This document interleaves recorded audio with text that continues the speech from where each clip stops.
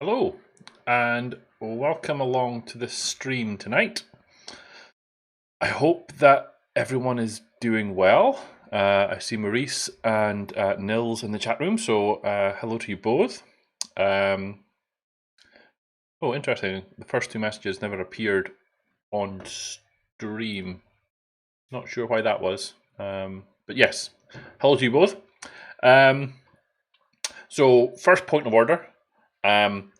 Maurice, I think I have fixed the problem with my heater coming on, and you've been able to hear it. I maybe. We'll test it. The heater's not currently on, but it will come on later because it is quite cold here. But hopefully you won't be able to hear it, or if you do hear it, you hopefully won't hear it as much as before. So that was the first point of order. I heard that today. What's that? I'm doing fine. Seems like Amsterdam is not fine. Oh, I must have missed something. What happened today? I've obviously missed something in the news. I hope that everything is okay though. Hello, Augusto. How are you? We have lots of riots. Oh wow! Oh no, I didn't hear that at all. I'll have to catch up with that news. I hope you are staying safe. I take it as a curfew for reducing movement and spreading of virus, or something else. Oh, interesting. Okay, well, stay safe. We haven't got any curfews here in Scotland yet. We have restrictions which prevent us from going too many places, but we don't have a curfew as such. That's an interesting one. Okay, so for tonight on the stream, I'm a bit fuzzy. I don't know why. Hello. So during the week, I did try to reach out to Sergey, who is the maintainer of the Magic Chunks library, because last week we got to a point where we can ship something. We went through all the issues that were in the milestone, and we should, or rather, we are at a point where we could ship a release. However, I did hear back from Sergey. So basically, what I said to him was, I wanted to get information about his current release process. So how does he get the bits to NuGet? How does he get the bits to GitHub, etc. Just so that we can make sure that we're going down the right line. And I asked him to basically document his current process so that we can look to automate that and make sure that we're doing everything right. But I never heard back from him again. He said he would do it, but I haven't heard back from him again to say that he has done it. So rather than look at Magic Chunks tonight, the idea of tonight is to look at updating an existing Cake add-in. So in the case of tonight's stream, we're going to look at the Cake strong name signer. So this is an add-in that I created, which is basically a wrapper around a utility tool that allows us to change the strong name associated with an assembly. So you could strip one of its current strong name and then add a new one. A really useful tool for certain scenarios, and we utilize it within, say, the Chocolate GUI build. So what I want to do tonight is I want to go through the process of updating this add-in to build using the latest version of Cake.Recipe, and then the idea then is to build it entirely on GitHub Actions. So one of the main features that we added into Cake.Recipe recently was the ability to use something other than AppVeyor as the main build and release CI system. So we built in abilities to use GitHub Actions, TeamCity, and I want to say there's another one as well, but I can't remember. But there were some issues that even when you set the preferred CI system within your configuration, it still wasn't building properly. Now, one of those reasons was because of DevOps. Thank you, Nils. One of those reasons was that Git version wasn't working correctly, but I believe that issue's been corrected. And the other one was that the branch name wasn't being detected correctly when running on GitHub Actions. So we, and 3 streams ago, I think we fixed that. So I want to go through the entire process end to end, get an add-in updated to use the latest version of Cake.Recipe, and then get it all building on GitHub Actions and prove to myself and hopefully to others that you can use Cake.Recipe in something other than AppVeyor. So to that end, what I also want to do, and I've got my notebook ready, is I want to take notes on any kind of established best practices or things to look for when updating an add-in, so that we can put that somewhere. So we have got some best practices in terms of a NuGet package that looks, there's two NuGet packages that look for certain things. There are update instructions for going from Cake.Recipe 1 to Cake.Recipe 2, but I also want to take a look at making sure that everything else that we kind of tinker with and play with in add-ins, and maybe what's captured as part of the Cake add-in discoverer is documented somewhere, so that we've got a complete list of these are the things that we need to look for as we're updating an add-in. So that's kind of the idea for tonight. So if I miss something, or if there's something that you do on your add-ins, definitely let me know, and we can decide whether we want to capture that as a checklist item and put that somewhere. So that's what I'm going to get to. I'm going to prove it out tonight. I hope that will work. So I'll catch up on the hello, Kim. Sorry, I forgot to say hello. This is an attempt to take the UK variant of COVID in check. Yeah, sorry about that.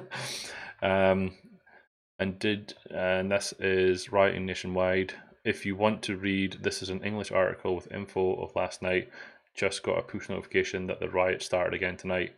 I'm ashamed that those terrorists are Dutch. Well, that's not good. So I'm gonna click on this, and I'll bring it into the stream so the folks can see it. But I'll read this after the stream as well, Maurice.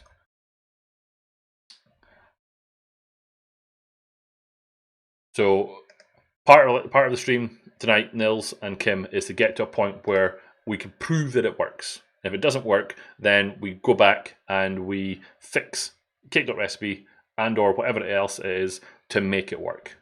So the reason I chose this add-in is because this add-in is using a untouched version of Cake.Recipe. So it's using the 1.0 release of Cake.Recipe. So we can go through the entire process end to end of getting the Cake.Recipe updated in here, add in the build into GitHub Actions, and then go through the process of setting the preferred build provider, etc., to make sure that it builds and everything works on GitHub Actions. So that's where we're going to get to. So the first thing I was going to do, I was going to look at the instructions that we have, which is upgrading from 1.0 or 1.x to 2.x. So there's lots in here. The first one is to stop using username and password for accessing GitHub. So that's taken care of by virtue of the fact that we are running in, well, you see it won't. That's interesting. So that's taken care of at the minute by virtue of the fact that we're running in AppVeyor, and we're using the global YAML file in AppVeyor. So we have removed already the GitHub username and the GitHub password environment variable. So we are using the GitHub_token variable, which will be changing, and it's noted in the documentation that it's going to be a GitHub_pat at some point. So the next one is we should check to see what the current released version of Cake.Recipe is. So if we go up here and look at Cake.Recipe, that's not going to work because I can't type. If we go up here and we look at 210, so let's change that initially. Now that is not the one that's going to work on GitHub Actions because there's at least one unreleased change that we need to bring in, but that will allow us to start the process. So we'll update to 2.1.0. Then there is remove input parameters which are no longer required. So there's certain ones that need to be changed. So input parameters for set parameters have changed. For example, should run git version. So should run git version. This one's going to be not needed.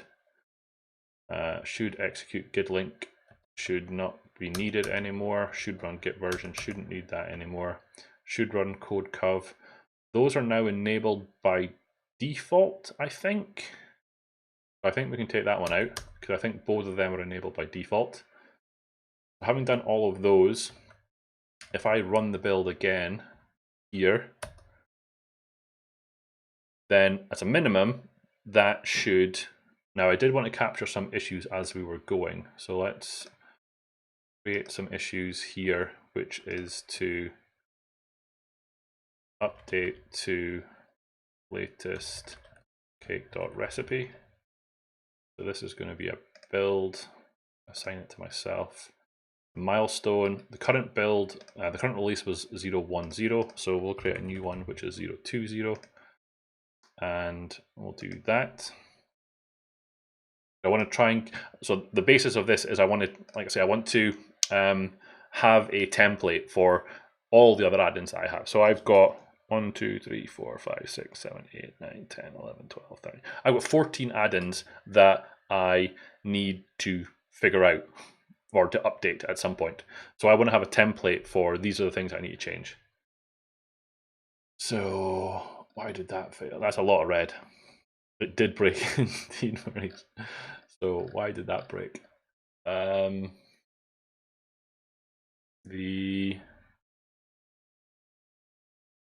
Oh, I know, because of the Cake version.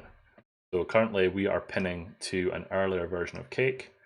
So this as a minimum. So what we said was that let's just bump to the latest. So this is going to be 38.5, I think. So if we run that again, then I think that should fix it. He says. So what's happening there is that the Cake scripts within Cake.Recipes, the latest version, it has a requirement to run against a newer version of Cake because we changed the innards. So for example, we removed the TFS provider and our TFS aliases and used the Azure DevOps aliases instead. Could not find an installer for the Bootstrapper for the .NET scheme. Okay, so this is an interesting one. So there's a couple of things here. If we were to bump to the pre-release version of Cake, then we, in theory, could not add the Bootstrapper. So I'm tempted to try that. So yeah, I'm with a gusto on this one, I think.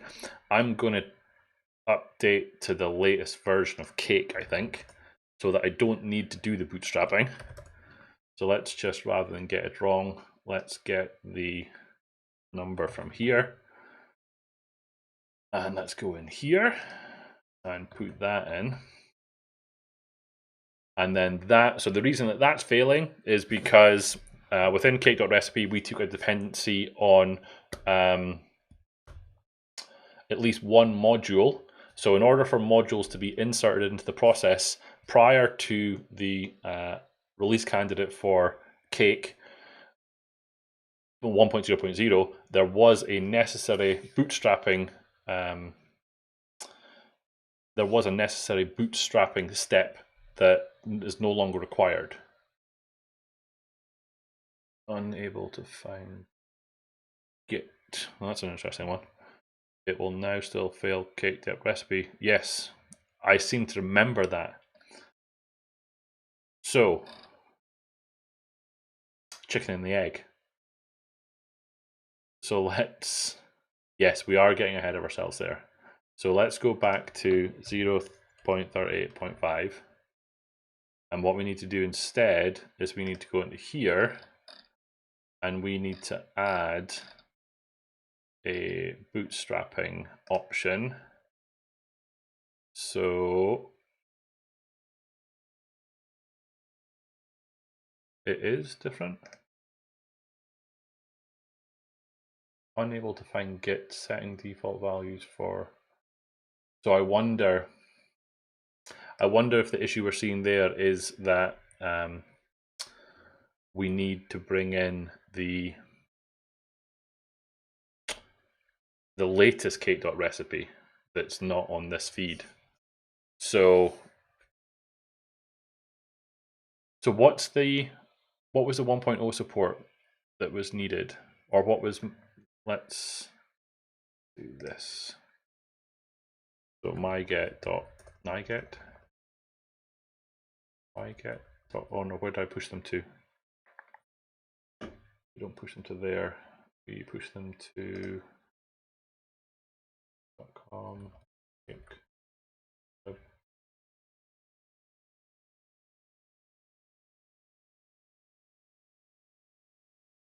Yes, I think you're right, Kim. So we will need the latest one. So in here, if we do a search for, I can never remember the URL. So which one of these add-ins would be using a pre-release? Let's look at one of Nils's ones. It's on the top here. No, using that. Interesting that it's working. I'm assuming I must have Git installed. I do have Git installed. So why is that working for Nils?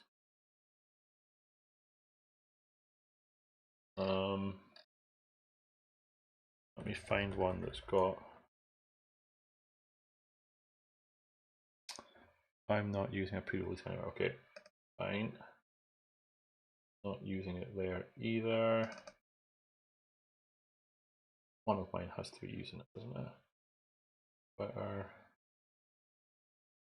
Getter. Aha. Nope. Not what I need. What one have I played with recently that would be having the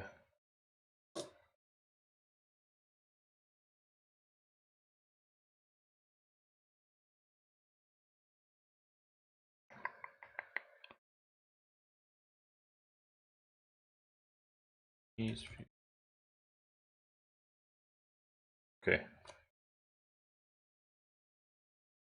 I think the last time we used one from the AppVeyor feed. I need to write this down somewhere. I need to have it published where we publish it to. So yeah, can one of you find the URL for Cake.Recipe and let me know the URL while I try and find it. See who gets there first.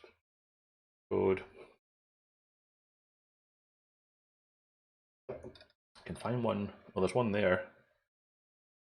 One there from Kim. I get. There's one. Yes. Do this one. Copy. Let's pull this one in.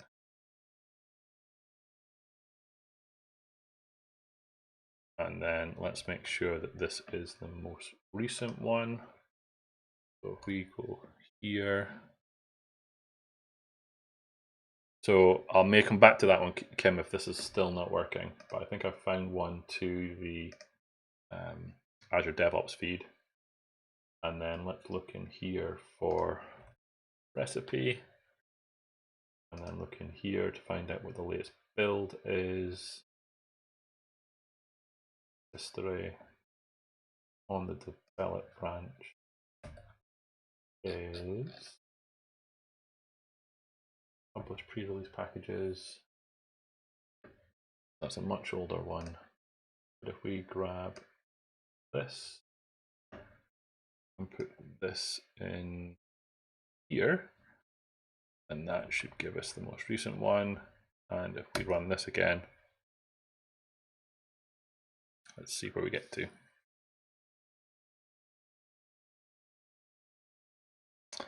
Nils is saying, I enabled the AppVeyor feed for IntelliJ recipe 2, but yes, that needs to be documented. Sounds like it. I'm not entirely sure I'm clear on what you did there, but let's. Okay, so that looks better. So we still need the bootstrapper. So then I have to remember how to do that within my build. I don't think that is mentioned in. Well, we could do two things at once here because we could change to using the .NET tool version of Cake as well, rather than doing the full CLI, the full .NET framework version. So that's what this is. So I know I'm skipping around a little bit, but let's change to use the .NET Global Tool version of Cake. So here's a build.ps1 that will do that for us. So if we go back over to here and we get rid of this and we paste in that, and we get rid of this and we paste in this, then we need a tool manifest, which is done by creating one of these. We go up here and go to, where's one for? Here we go, bootstrapping.net Cake. So this is what we want.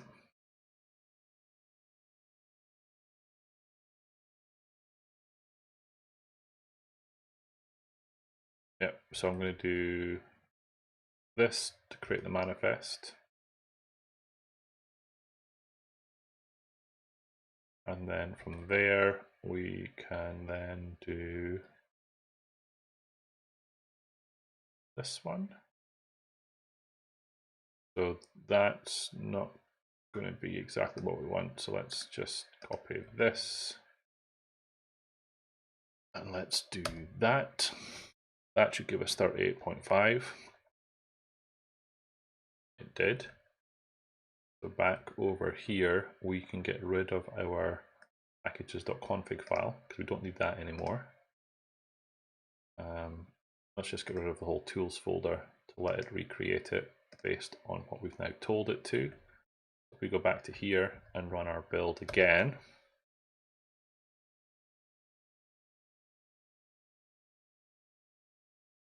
and let's let that run, and let's go over here. Let's add a note in here to say into 0.38.5 and copy paste of Cake.Recipe.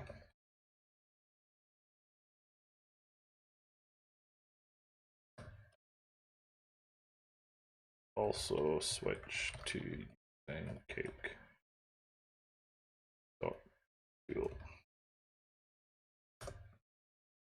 That, and let's see what we get to here. Now we're off to the races. So we've got some warnings from the MS build step, but that's fine. So yes, I think that's so what Kim's noted there is one of the things that is noted in the doc. So we'll go back to the docs once we prove that the basic build is running.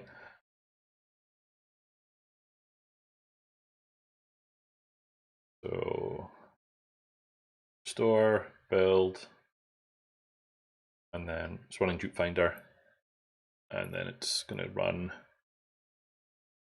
jumping around a little bit, but I think that's me and some of the current state of play as well. So I think if we were if we'd had the 1.0 release, if we had a update of Cake.Recipe that supports 1.0, then I think it would be a little bit cleaner. I think for now there is a little bit of jumping. I think that's fine. We just need to just to do it really. But yeah, you're right. The AppVeyor.yaml file. We want to keep the AppVeyor build running, but we want the GitHub Actions release to do the main build as well as the actual release. And yeah, absolutely. If it was all nice and easy, then it wouldn't be a challenge, right? So need to keep us on our toes.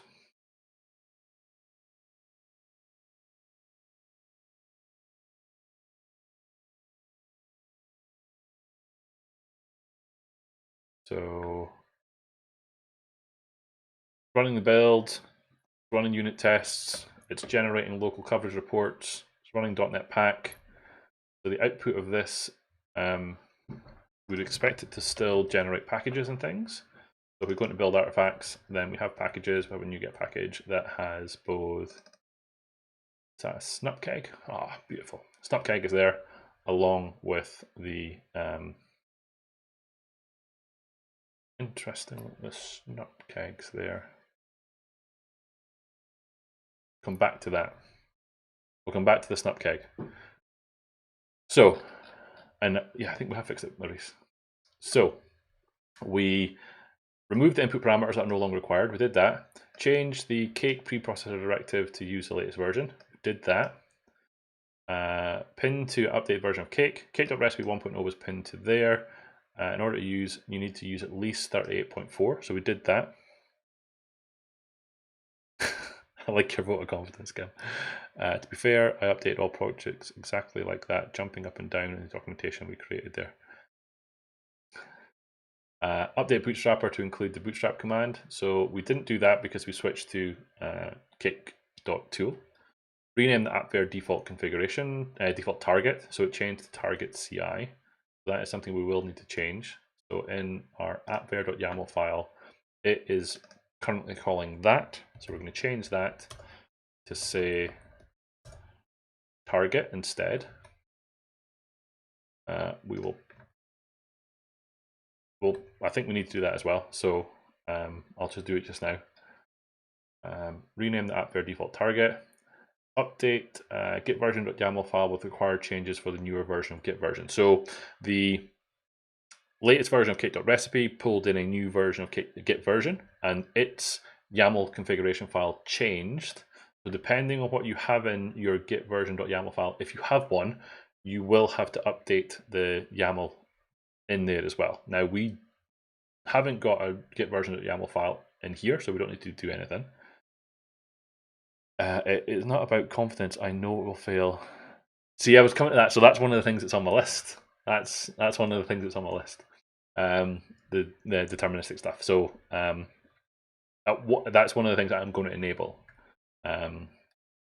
Ensure AppVeyor build image on the latest version. So I did that. So I knew that was coming. And then ensure that environment.set environment variable names is called. So previously, the recipe.cake file, you didn't need to put this in because if you weren't overriding it, you didn't need to set it. Now, I typically left it in as a reminder that I could change it. But in the latest version of Cake.Recipe, you have to call set variable. Try it again. You have to call set variable names. So I have that in there, so I don't need to worry about it. Okay, so we did that. So those were all the required changes. So those things you had to do. So now we're on to the suggested changes. Use embedded icon for the NuGet package. Okay, so I'm going to take a little stab here, or a little break here, and then we'll say that all of these changes were related to the issue that we created, which was issue 2. So this is going to be GH2 update to latest Cake.Recipe. So we'll say that all of these things are related to that, which they kind of are. And I'm going to say yes to that. So the next part is, as per this, is to use embedded icons. So I want to add the Cake contrib guidelines NuGet package to the build process. So I want to pull this in, and then this will do a sanity check of my system or my project and make sure that I'm adhering to the Cake contrib guidelines that are in play. So I want to add this package in. So at the .NET CLI, I should be able to do this. So let's try this. So down in here, cd into source, and then cd into Cake strong name signer. I should be able to do that. It says, I think. If I go back into here, then what it's done for us is it has added the icon.png file. So adding in that package, is it not going to let me see that? It's a little bit annoying. Wrong name signer. I thought I could double click on it and let me see it.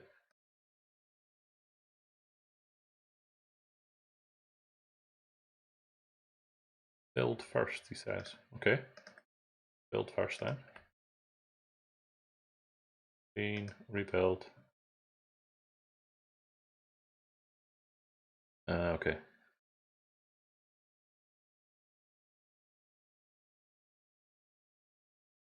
That's better. Okay. So it added in the Cake contrib icon for us into our project. And I think what it also did is, if we go and have a look at the changes, it's added in the package reference for us. Now, what it hasn't done, and maybe I'm misremembering what it does, should it not have updated the icon URL, or does it not do that?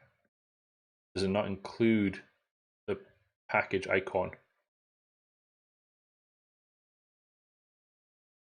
It'll start screaming at you. I see. Okay. So in here then,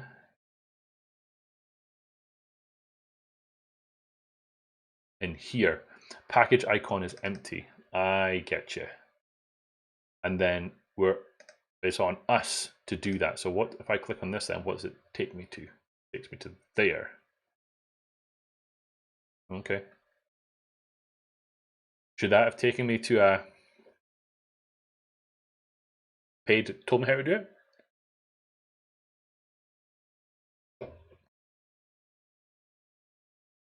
Yeah, so it's adding in this CCG0001.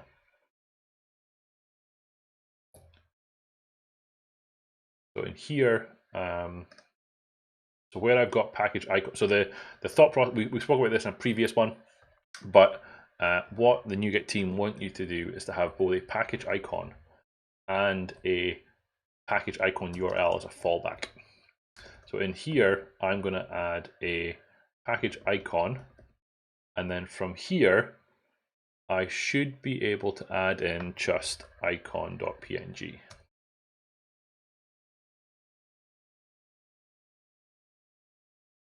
Nils, well, what else is new? If you clicked on the report in Cake.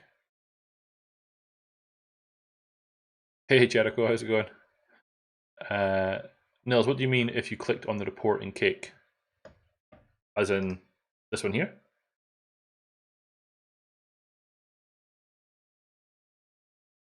Pascal added the links to the report that is generated.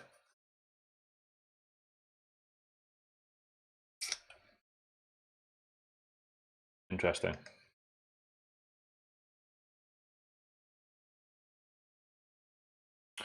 Oh, I see.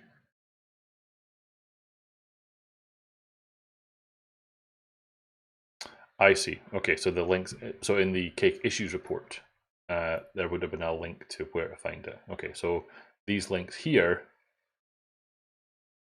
So how does? So how does this one take me to a specific page? Can we not make the analyzer that we have take me to a specific page to say that this is this is how you fix this issue?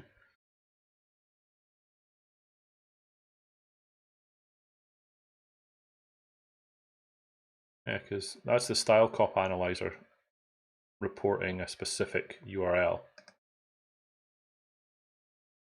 I'm just curious. I mean, it's not a huge deal. I'm just curious. So in the, now if we look in the, let's run the build again. And I want to see that I need to come out of there.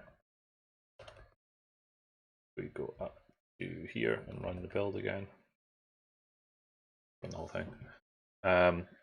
What I want to see now is that the generating of the NuGet package is using the icon rather than the URL. So I'm going to have another one here to make sure that I have got the NuGet package explorer. I can't remember if I do or not.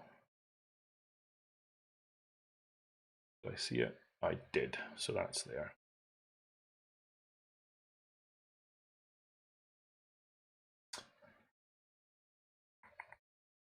So while that's building, oh, so it's a specific for the Roslyn analyzers, okay. Add the Cake contrib guidelines you get. We did that and then remove the usage of the new spec file. So I don't think we have new spec files in this project. Let's just have a sanity check. And we don't have that. So let's have another issue up here, which is to add Cake contrib dot guidelines you get package. We'll have a note here to help with things like package icon. And that's going to be part of the build. And then we'll assign it to here.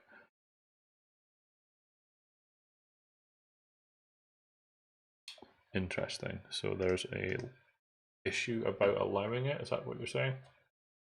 Please describe help keyword. Oh, I see.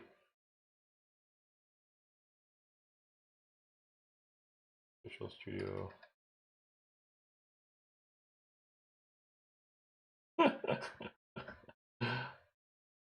Oh, he's never got back to you again. That's unfortunate. Yeah, that's unfortunate.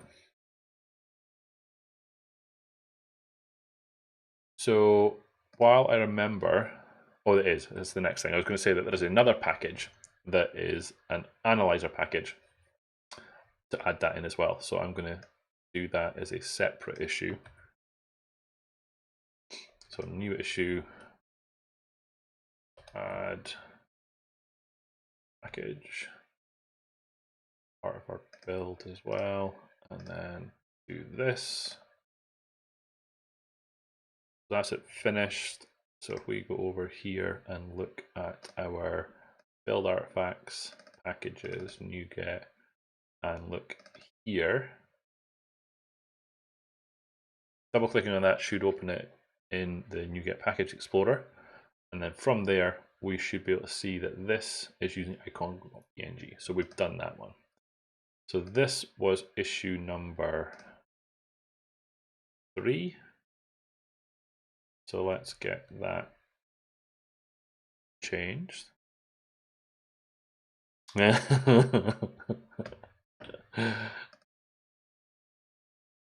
No comment. GH3 add Cake contrib dot guideline package. Okay, sure. So over on NuGet, we should be able to find this package.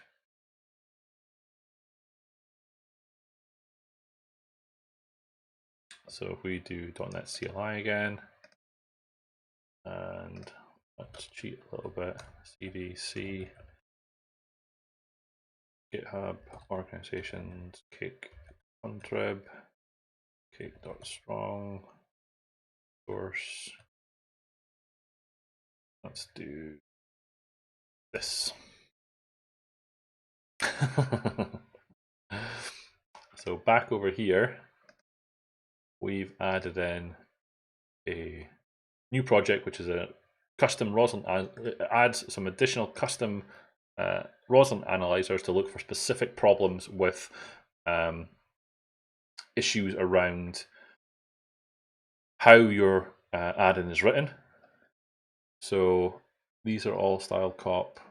They were there already. So it's not brought up any new things, so that's fine. So I think we can say that that part is done. So that was GH4 add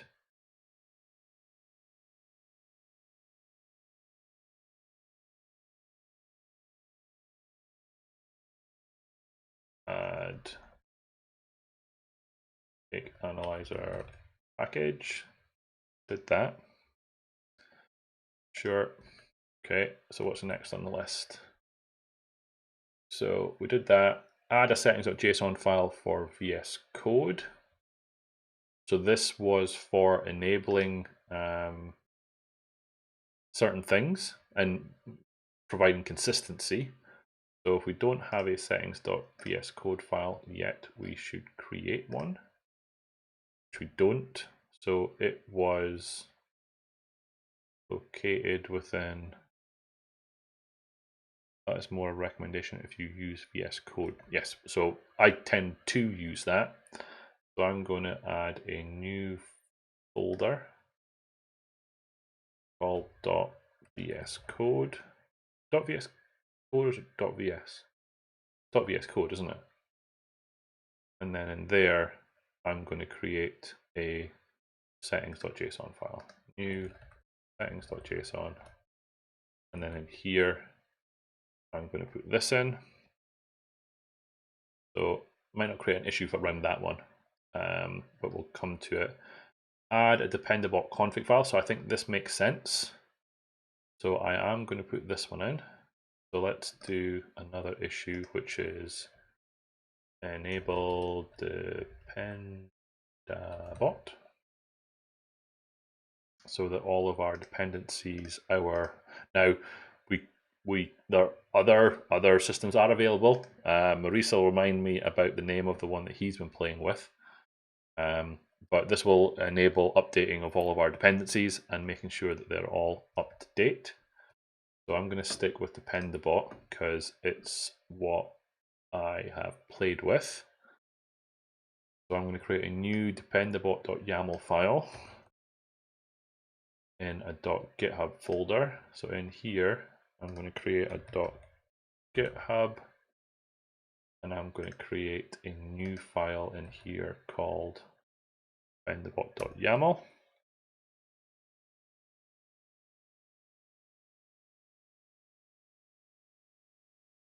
So you may already have dependabot enabled, but adding a config file enables the GitHub native edition. Yes, because there's two. There's a because when you see the notifications come through, one says dependabot and one says dependabot preview. Now I can never remember which way around it is, but I think the way to do it is by doing the config file like this. I think it's the preferred way of doing it, I think. So I'm going to stick with that.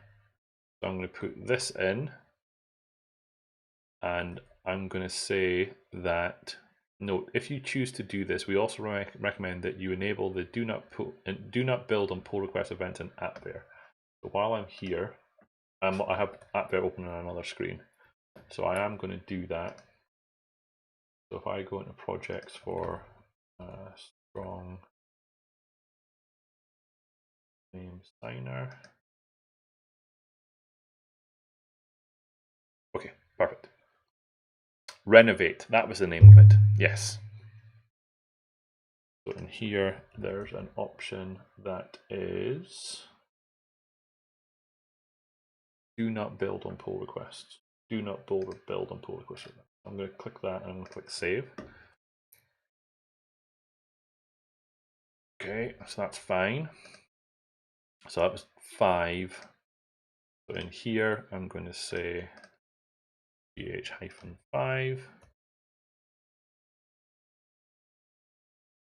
enable dependabot, or just that file there. Fine. Back into our list of things to do is we add GitHub Actions. Now that Cake.Recipe supports other platforms other than just AppVeyor, we recommend adding builds for other platform providers such as GitHub Actions. So I think we should absolutely do that. So what we should do is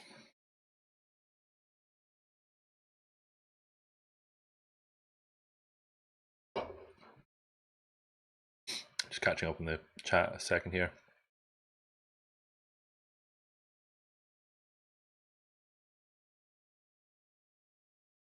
So in here, I go and look at, here's one I prepared earlier.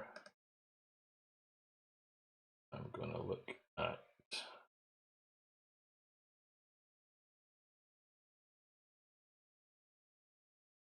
don't think it mentions what we call it. So what's the convention here?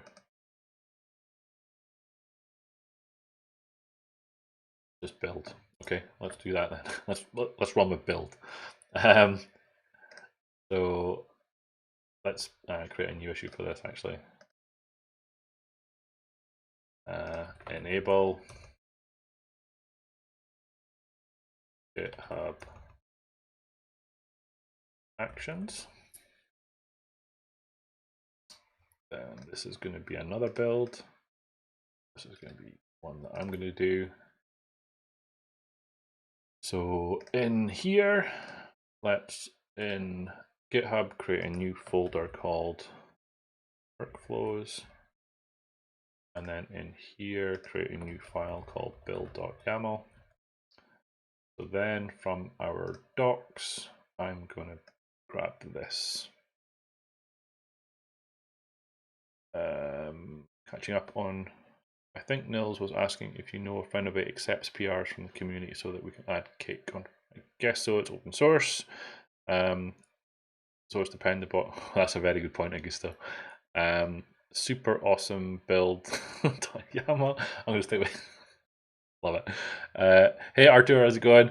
Good to have you along. So is dependabot. So is dependent. Nonetheless, they stopped accepting new languages. Perfect. So I think I pressed the button there to copy it. So I'm going to put this into here. So just doing a quick sanity check against one that's already being built. Is there anything in here? Is this still up to date? So this is not currently running on a matrix of anything. So I think I want to enable a matrix build. So there's a couple of things that I notice in Nils's build.ps1. So I might steal some of these. So I'm going to ignore readme.md. I think it's a good one. And then I'm going to steal the matrix that's here. So we've got matrix OS. I'm going to take that out. And if it's a push,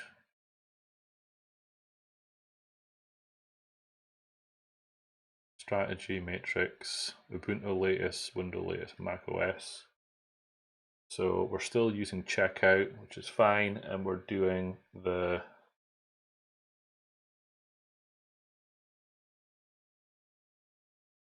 so you're now using so on the example that I'm reading from your Cake.7 zip Nils, you're using 234, which has fetch depth of 0, whereas this one that we've got in our documentation is using the get fetch prune unshallow. Now I think we decided that prune unshallow was the way that we were going forward, correct? So I'm going to stick with that. Cache tools is looks like it's the same. Then we're using the action to run Cake.Recipe using that. So this would need to stay in line with what we've got within our manifest file. That's fine. And then we're uploading packages and doing that sort of stuff. Okay, perfect. So the only thing I've added in here is the matrix OS, which wasn't included in the documentation. So I think maybe we should mention, did we mention matrix in here? No, we should maybe mention the matrix. We should maybe mention that we can have multiple OSs being built. So that's that, I think. So this was going to be issue 6. So let's save that. And let's add this in, gh-6. add GitHub Action build. Okay, so we've done that. Switch to using Cake.tool. So we already did that. Update Bootstrapper to use .NET Global Tool. We did that. Update AppVeyor file for busting. So this is the one that Kim mentioned. So it's in all likelihood that our AppVeyor.yaml file is busting the cache based on the presence of a packages.config file. So that's no longer required because it's now being done as part of the manifest.js, manifest.json. Now we don't add that into the cache because the tools folder it doesn't put it in there. So we don't need to worry about that. So that's just a general build change. So I'm not going to have an issue for that. And then we delete the packages.config file, which I did that. What I didn't do was I didn't update the gitignore file. So the gitignore file will have an exception for the packages.config file. So that line we don't need. So that can be rebased into the first commit. Perhaps Morpheus could guide you through the matrix, blue pill or red pill.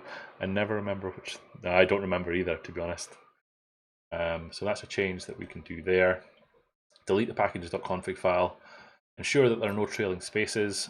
I noticed this, so let's have a look at our recipe.cake file. So I haven't overridden those, so they should be fine. And then, okay, so the things that I still need to do, at least, I'm going to say that we need another issue for enable deterministic builds.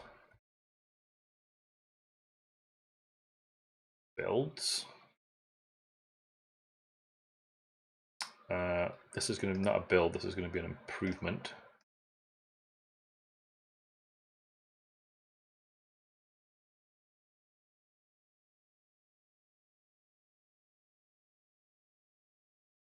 There you go. Blissful ignorance. There we go. So I'm going to...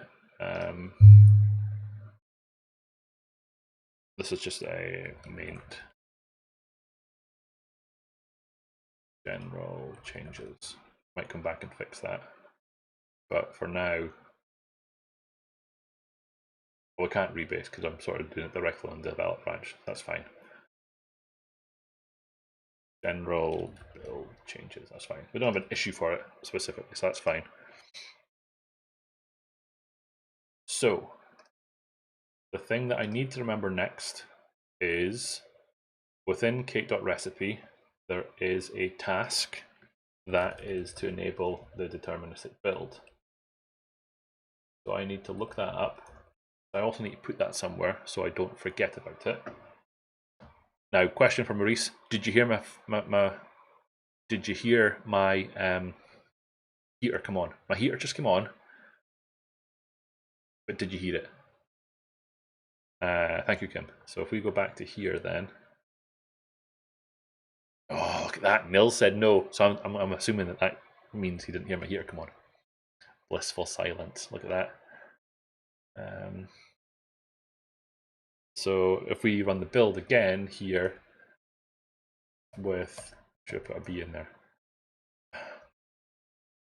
Build.ps1 target equals, before it goes off the screen, enable coverlet.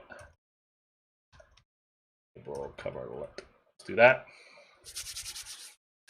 So this will make the necessary changes to our CSPodge file, and also to create a directory props.target to set the project up to enable deterministic builds and then pull in packages for SourceLink. So it will do all of that setup and make everything wonderful. I do hear a small weird noise from time to time on the back. So there's not much I can do about that part. So if I'm silent, you shouldn't hear anything. But while I'm talking, you may hear the sound of the heater coming through. small grinding sound. So that's most likely the heater, but that's coming through when I'm talking because the whole noise suppression and noise gate that I've got set up cuts in when I start talking. But when I'm talking, the background noise is still there. So that's what you're probably hearing. But if I'm quiet and don't say anything, you shouldn't hear it. And no, well, I could, but where's the interaction at that point? So no. So it created a directory build.targets file. It also updated the csproj file to include the source link GitHub package. And in the test project, it added a couple of extra things, which is the coverlet MS build, and again, the source link GitHub package. So with that done, let's kick off the build while I'm doing this next part. So the build is here. Let's run the build again, because this time round in NuGet Package Explorer, we should not see those red warnings anymore. It should now be all set up. So keep quiet until the heater switches off then. No. I also hear strange things from other people. Okay. That's fine. That's just telling me that the folder doesn't exist anymore. So what was I going to do? I was looking at the issue number. The issue number is number 7. So we're going to go up to here and say enable deterministic builds. The additional file that popped in there is just the temporary cake file that was getting created.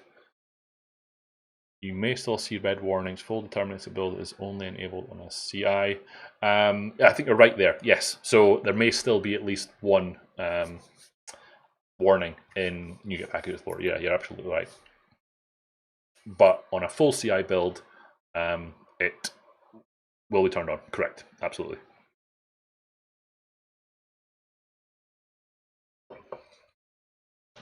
So, what is the current recommended?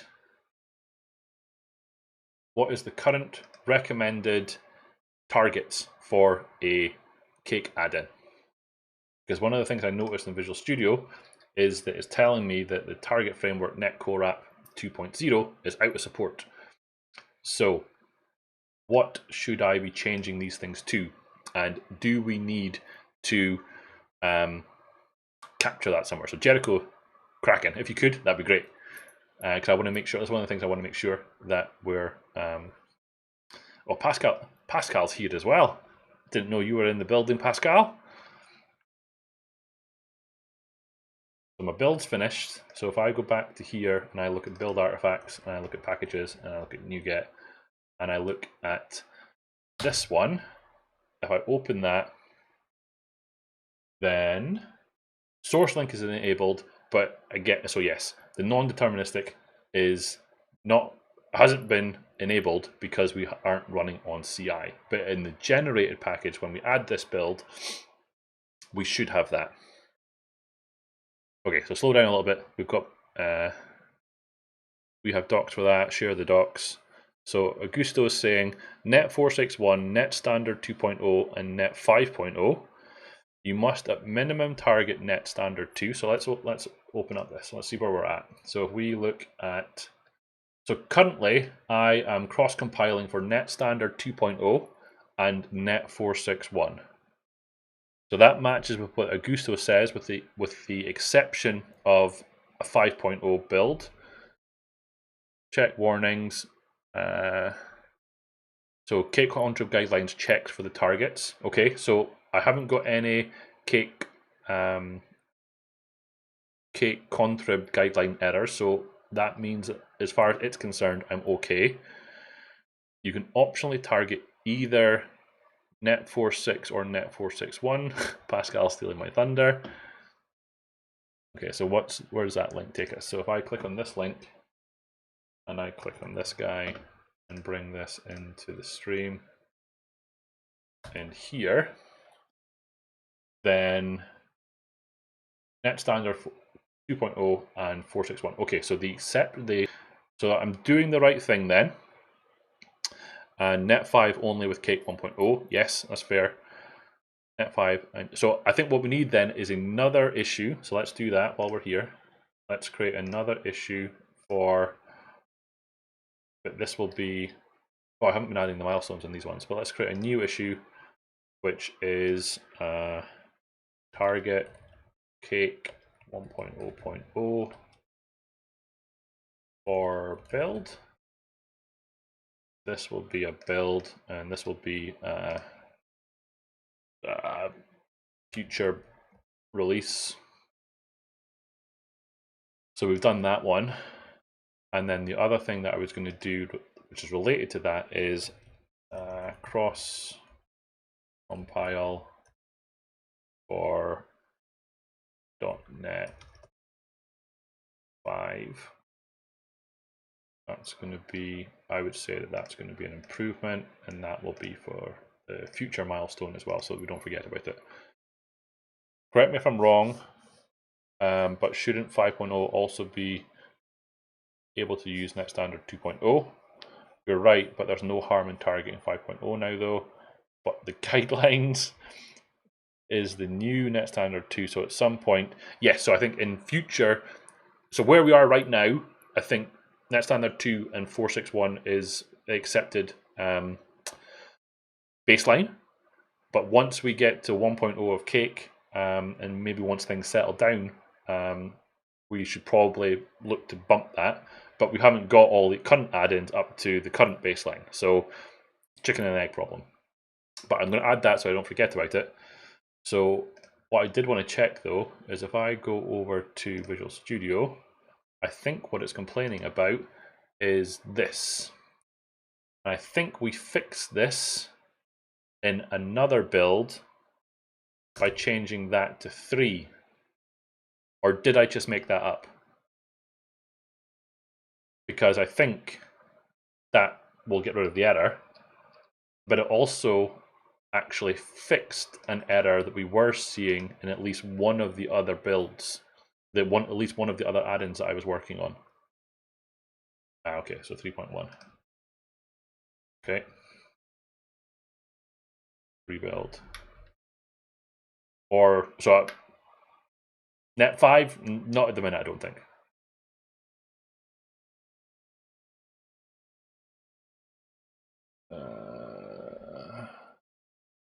Rebuild all succeeded, but also errors. I think that was just Visual Studio catching up. Okay, good. So this is something I want to add into the list then. So this is change test project to use Net Core App 3.1. This is me. This is a build. This is a milestone. You should also target Net 4.6.1s in the test so that the... Okay. I mean, I can do that. So this will be a colon Net 4.6.1. Like this. So hold on. Else, the point you should also target. That is true. Okay. I mean, I can do that.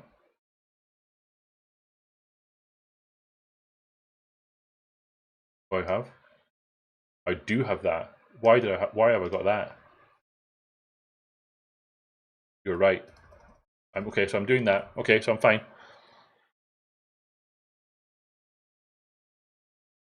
There's an if OS equals window in my tests. So that's the same. Okay, so that's fine. So I think I'm okay there. So let's go back to here and say gh-10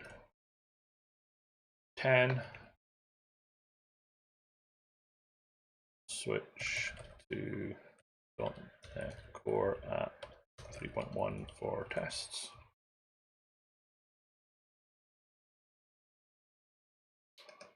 So maybe something to think about. Now, the other thing that I wanted to bring up while everyone's on the line is, where did we get to with regard to snupkegs and source linking. So currently, a snupkeg is being generated, but we added in source link into the build process, so the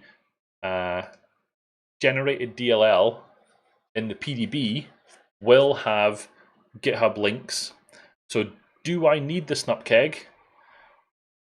And should I get rid of it? Or should I get rid of it? Or do I leave it in and also have it? So I've got 1 vote for dropping the snupkeg. Other thoughts? I don't think we have this written anywhere as a guideline. Maybe we should.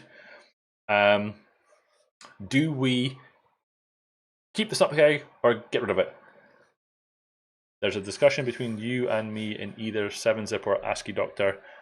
Personally, so Kim's saying leave it. I think the thought process there is it doesn't do any harm. So is there a situation where you would need both the snupkeg and source link? Is there a, so the only thing that I can think of there would be that the if you're working in a disconnected environment where you don't have access to GitHub or you don't have access to the internet, then in theory you've brought the snupkeg and the snupkeg's internal, and you set up your system so that you have the setup so that it pulls the snupkegs from your symbol server. Then that would be why you would want both, I think. Or I might just be making that up.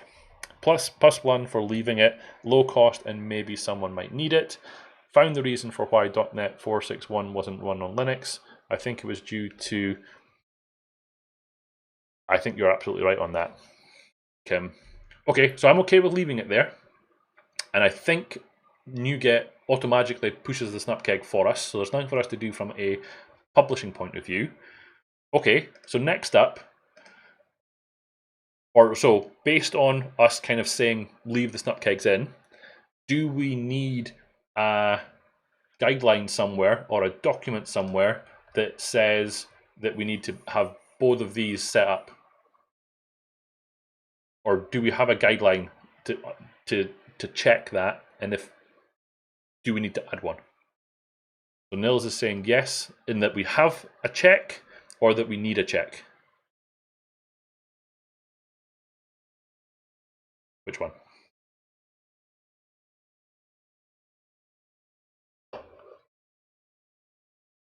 Documents are good. There is none currently. So could I ask you, Nils, to create an issue to document that so that we don't forget about it? Okay, I think we should add that somewhere. Okay, so the next thing is what was I gonna say there? The next thing was I had a thought, but it's gone. Oh no, I don't remember what it was. So the next thing is in here we should have a. This is where I need Algolia to search for it. Where's the thing I'm looking for? The thing I'm looking for is in the set parameters. There is a preferred build agent operating system. So the default for that is Windows, so don't need to change that. But the preferred build system provider type, its default is AppVeyor. That I want to change.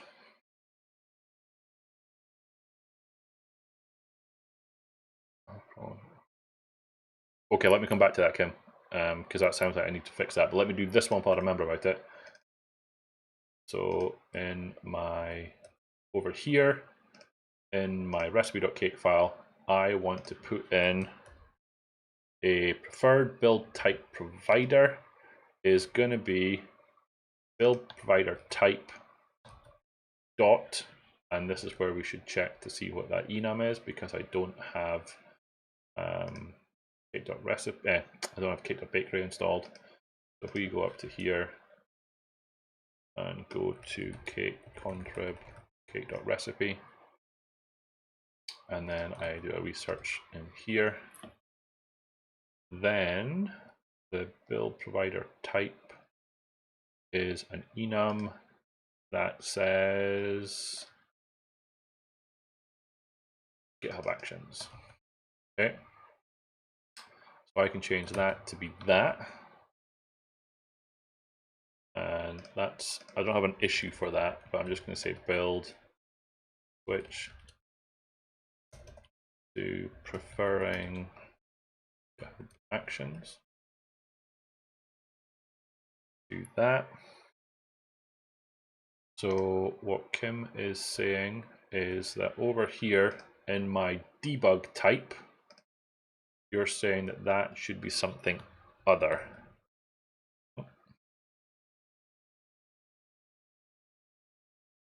So it is in, okay, so it's just in the one place. So you can remove the debug type and should as well, otherwise you will have problems when pushing the snupkeg to NuGet. Change to portable instead of PDB only. I shouldn't. Hey Stevie, how's it going? Portable. Am I distracting you? I'm sorry. New issue. Ensure debug type is set to portable.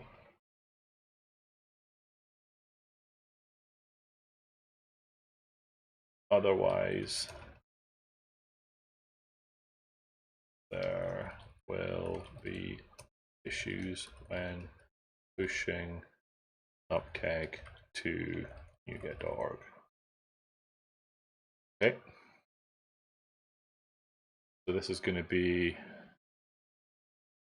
11.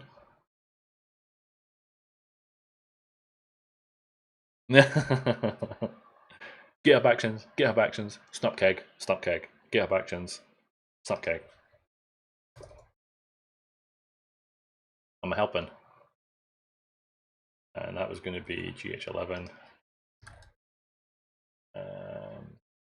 Fix bug type.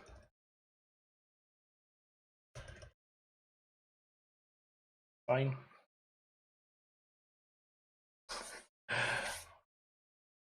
Okay, so let's kick off this build locally again.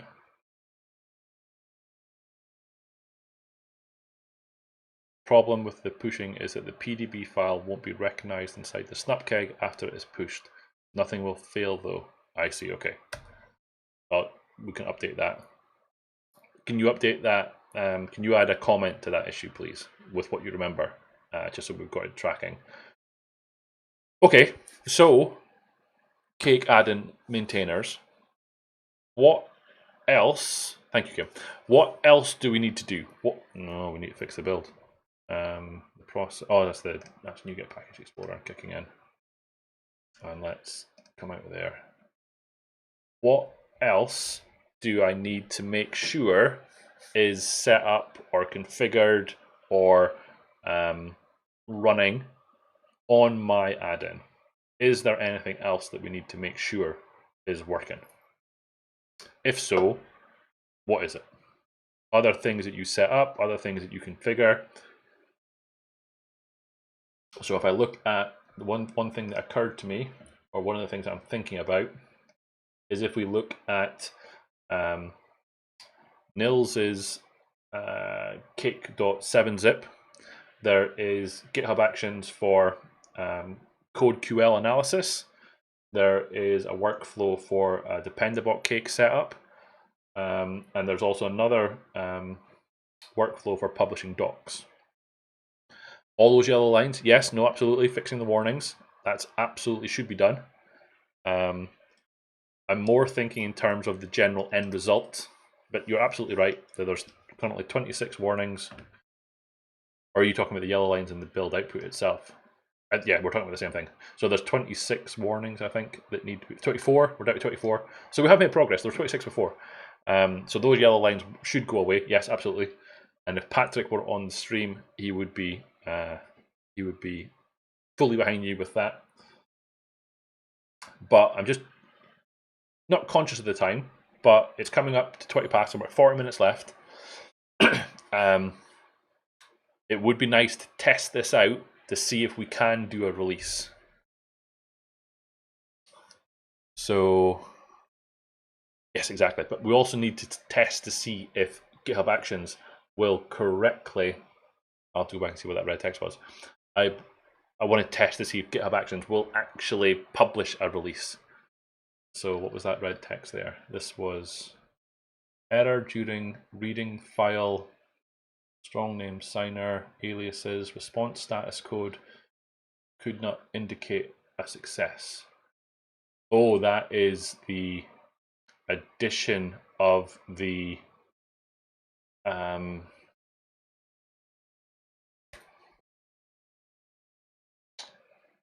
that was the addition of the source link.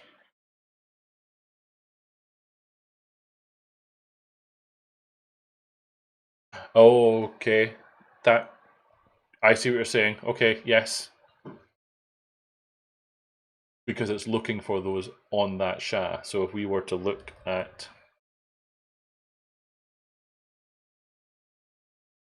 the SHA of the commit, really, I need to fix this so it doesn't keep coming up. 8835. 88. Okay, fine. Okay, I'm good with that. So, add-in maintainers. Anything else, or should we look to push a 0.20 release of this add-in via GitHub Actions in the remaining time that we have on stream? What are our thoughts? Answers on a postcard or via chat in the Twitch stream might be quicker. Well, you can try. Yes. Like your confidence. So let's do this then. Let's do a git push. What's my? What's that? It is git push upstream. Git push upstream. So let's just. We've been working on the develop branch, not best practices. CodeQL and the. So I'm wondering whether I want to add. So I want to add issues so that we don't forget about them. So let's do add CodeQL workflow. I might see that as a next release. So let's do this so we don't forget about it.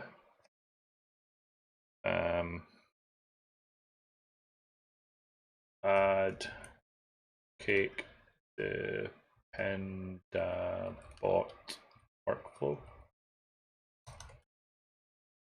I can see that as being the next release as well. Okay. Is the PDB being included in the NuGet package? Is the PDB being included in the NuGet package? That's a great question. Build artifacts, packages, NuGet, lib. It's not being included in the NuGet package.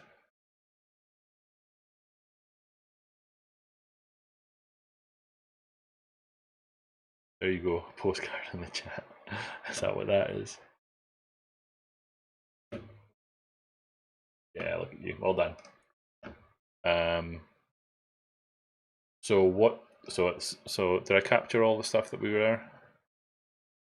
there? Let's do ensure PDB file is included in the nutkeg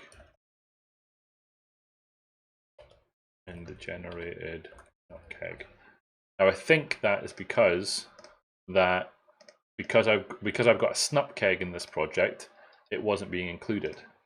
So the question becomes, what do I need to do? So Augusto's got a link there to, I think, one of his add-ins. So let's bring this into the stream. Line 18.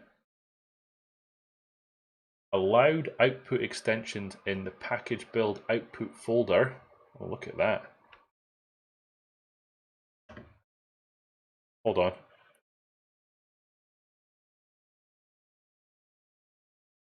There's a bit of conversation. Reverse. Hold on. Where does that take me to?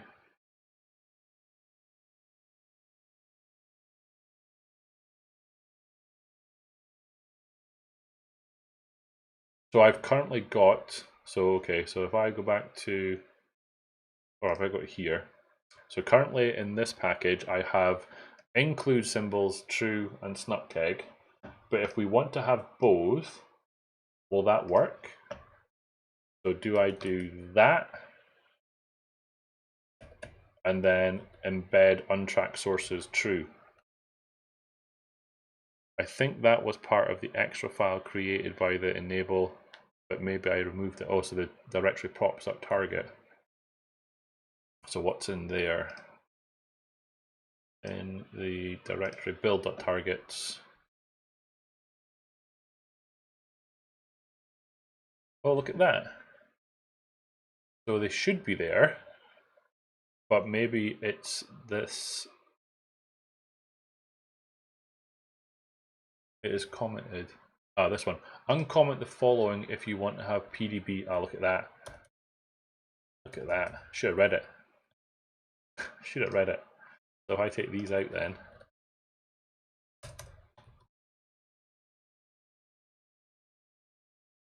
Let's build it locally again. Line 8 is the one that we're talking about, right? Line 8 in the directory build.targets. Yes! So I didn't actually read it. It was there. Okay. So as part of this build, let's close that before it complains. And then let's go up a level. Ah, too slow. Interesting that I have that line commented and an extra.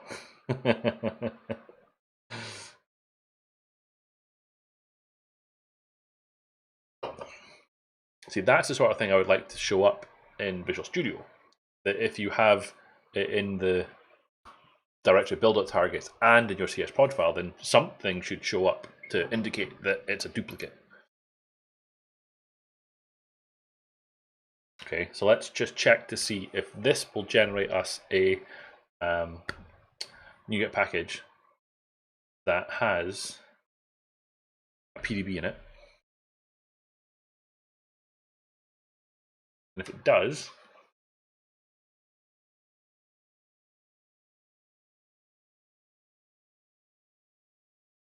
but I left the comment in, so no duplicate. But also, would it have told me that there was a duplicate if I uncommented it and I put it into the CS prod file?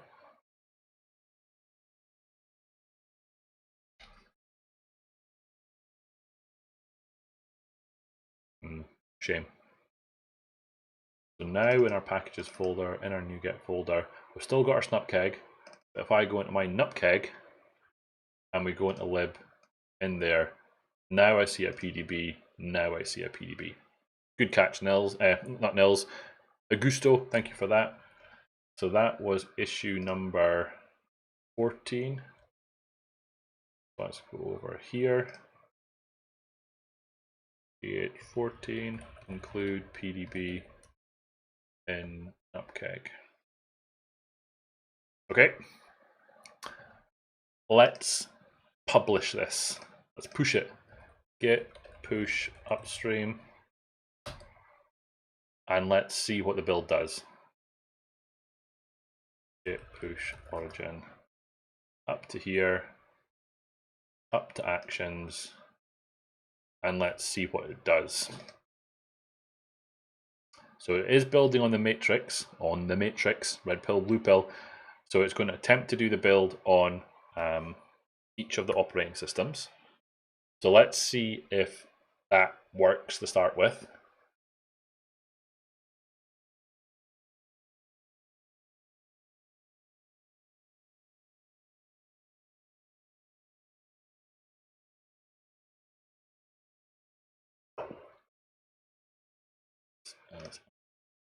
So that I can come back to that. Insert drum roll here. Yes, absolutely.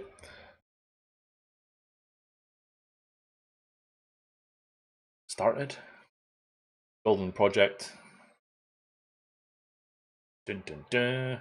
And it should be building on AppVeyor as well. So let me have this one open over here so we can see what's going on. So the build is running on AppVeyor as well.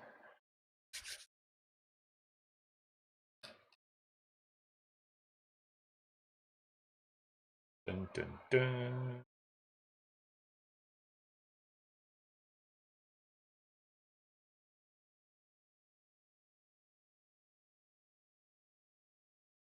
Doing stuff.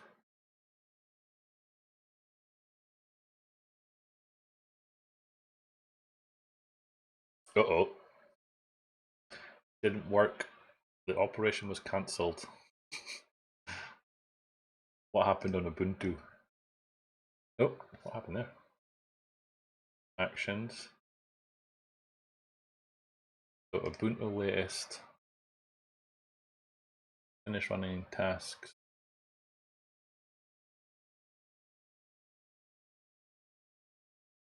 What have I done? The type or namespace assembly version attribute could not be found. Are you missing a using assembly info.cs?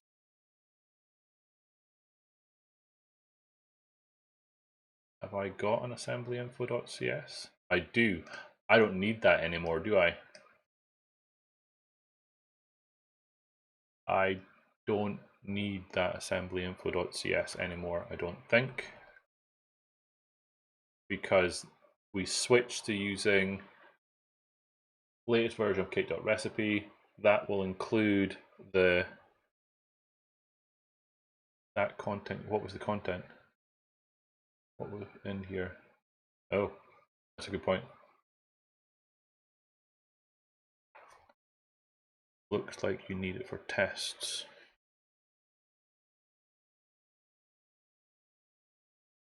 But you need to rename it to something else.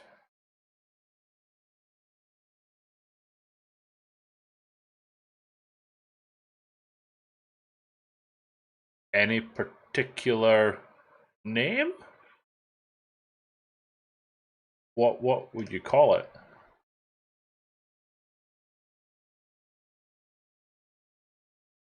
Let me read this again. Oh, I see. Think.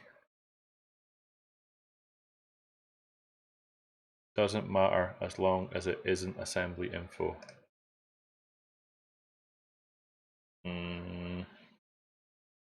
Solution attributes.cs.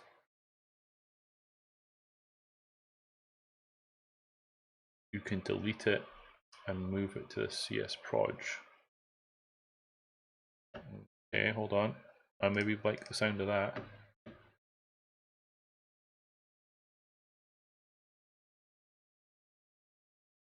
Assembly attribute kernels visible to parameter 1. What is this? Strong name key pair. Strong name key pair used to sign assemblies of my open source projects. Include parameter 1 public key. So what do I need?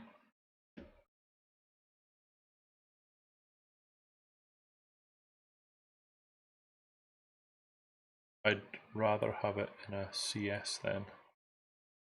Hold on.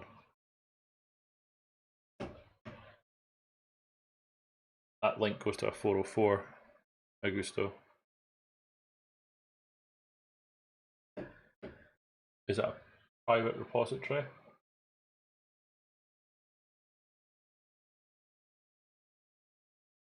I'm curious if we can put it into a CS proj file.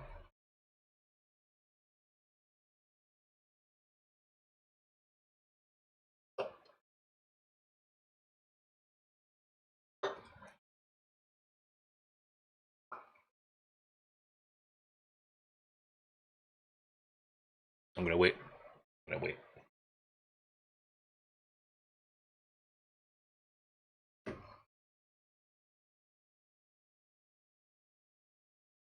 Oh.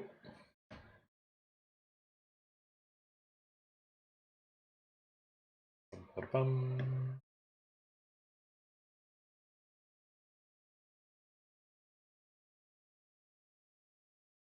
am with nil, so we'd probably leave it CS file as well. I'm just curious to see what it looks like. Let's go bring this in so that we can see it.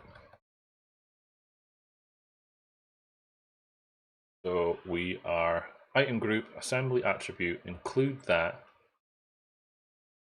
and then I see.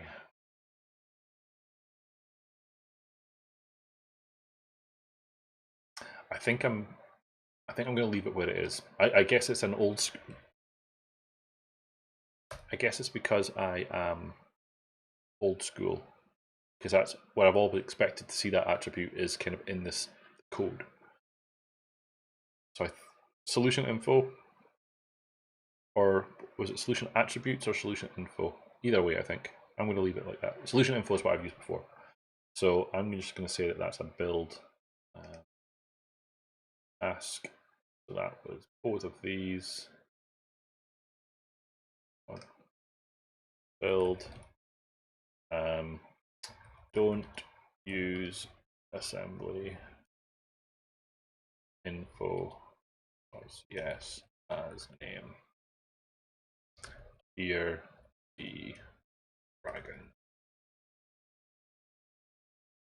Okay.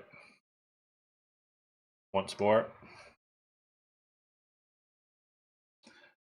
Because my AppVeyor build succeeded, which is curious.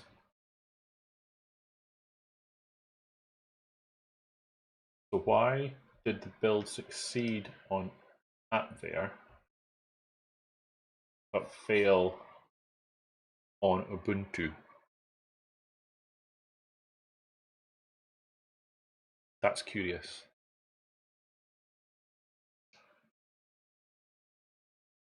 But let's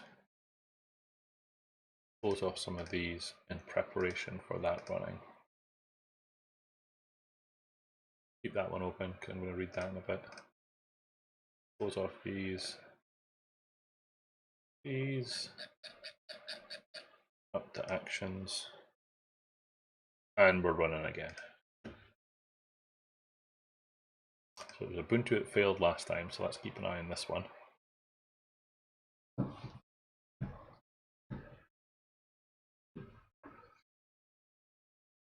I sort of still think it's going to fail, for other reasons though. And if it does, it's something I need to fix.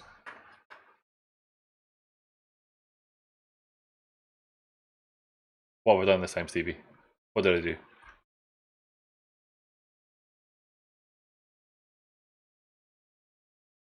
Ubuntu computer.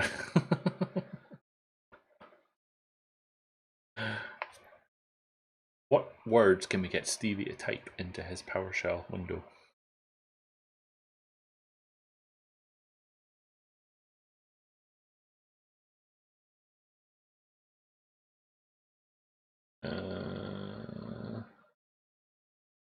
I think it got past the build step. Now on the test step. Maybe because the wanted build provider is set to GitHub Actions. But it was the build that was failing. So the build was still, the build step is still running on AppVeyor. I'm curious.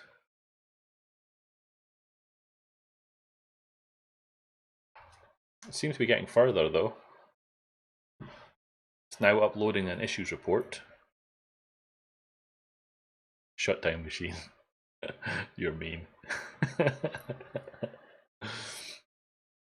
Okay, it succeeded on Ubuntu. What's it doing on Mac?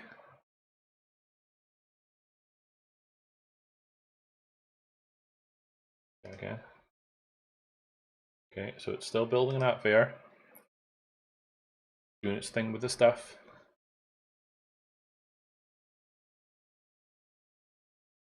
Hey Adil, how's it going? We're making Stevie type random things in his PowerShell session. Want to join in? He just typed get Ubuntu computer, which is not what you wanted.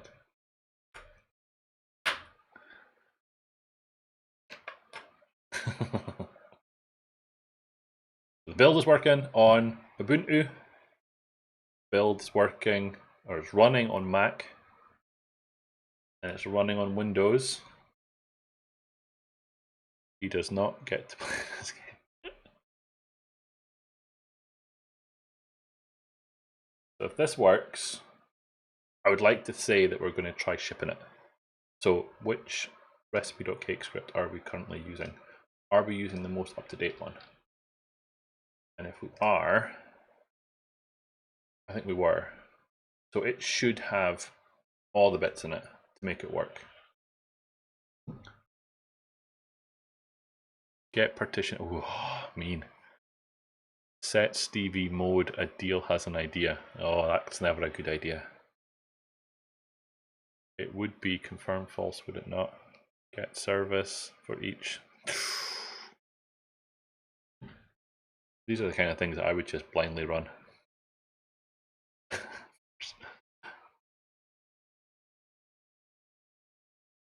Got to the point of running the tests on Mac, running .NET Core Pack.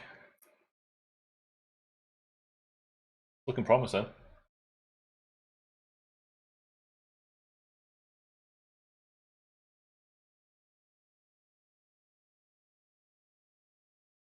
Necessary credentials are not available, so... Oh. I thought I'd done that. I thought I'd added some of the... I thought I had done that. Where's the settings for secrets? Oh, I've not added the CodeCov one. That's fine. Okay, so we're not pushing to CodeCov because, well, we haven't got an environment variable for it, but I do have the environment variables for the other things. Well, yeah, you probably would, but thankfully we're running a VM, so not a problem.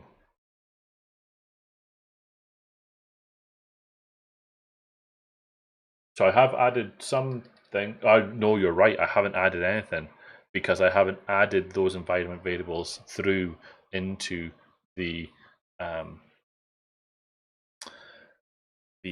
build step. You're absolutely right. We need to do that. That's something we definitely need to do. We need to go back to here and we need to say add environment variables to build.yaml file.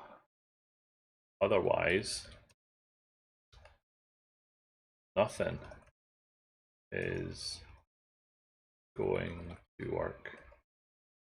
Nils, I don't suppose you have all of the environment variables somewhere on one of your projects, do you?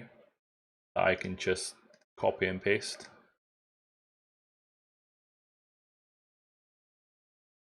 Nils, we should push.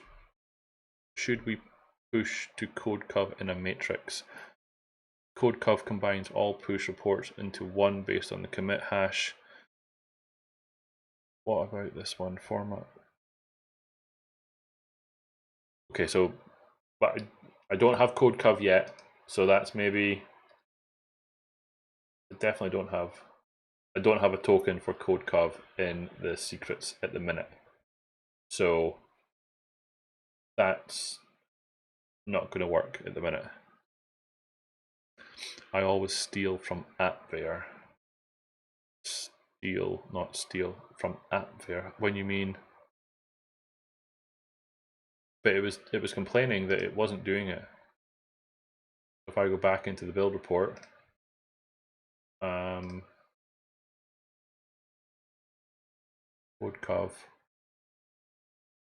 it was definitely complaining. Upload CodeCov report, or was I reading the wrong one? Oh, sorry. My apologies. Sorry, it was maybe this one that I was reading. Unable to publish the coveralls because the coveralls token isn't there. It was doing the publish to CodeCov. Apologies. Sorry. Yes.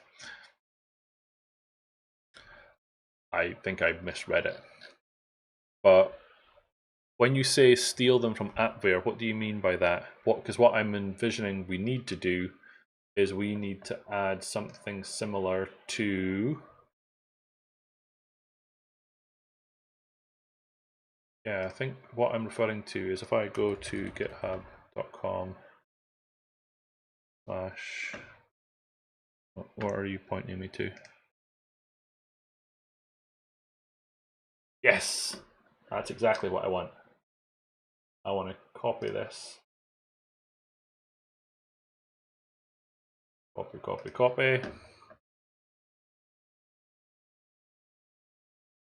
Yes, so let's check this out. So if we go back to here and we go to our workflows and our build YAML, then currently don't think we have an end step. But if we just go into here and put this in here along with this, then we will do a sanity check against all of these and what's currently in the system. Currently in the system, we have an AppVeyor API token. Don't need to use that one because we just don't need to use it. So AppVeyor, Azure password, Azure password, Azure source, Azure source, Azure user, Azure user. GitHub token is GH token, correct? Gitter room ID is Gitter room ID, Gitter token. There is an additional one here that is this one, colon whack whack secrets dot that one.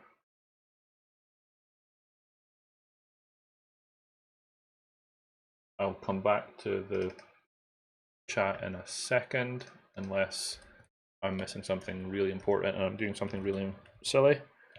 Feel free to shout. So this is going to be secrets dot source, and then this one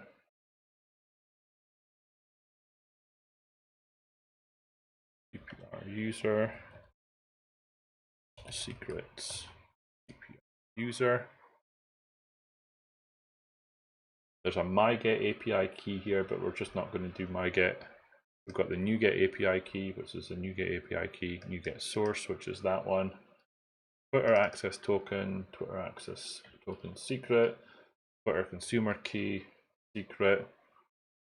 We've got a YAM access token.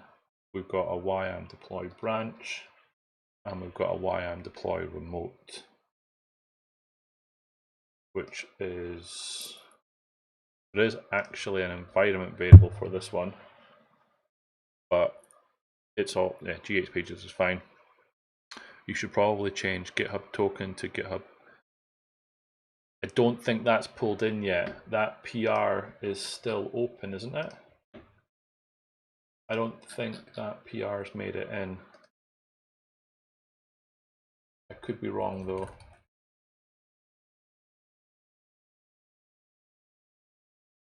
There is a pull request for it. Or did I? Ooh. Remove. We did. It's merged in, so it should be there. So I think we can go with that. So this should be GitHub. Well, no, it won't be that.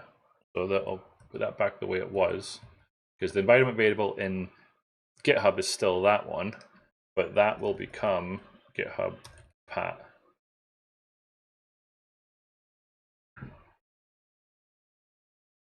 So GitHub Pat, let me catch up. Probably need to change that. Nils and I thought it was FMmpeg encoding running in the background. Good to know that isn't a problem. Did we deploy that change? See you later, Stevie. If people are talking about downloading the internet, I'm talking about the time I used. Right. Have a nice Ubuntu. See what you did there. Okay, so GitHub Pat is the token, which is what it's called in GitHub Secrets. So that is GH token at the minute, so GH token. Okay, so I think those are everything we need then. So that was issue 15, GH15, add environment variables to action.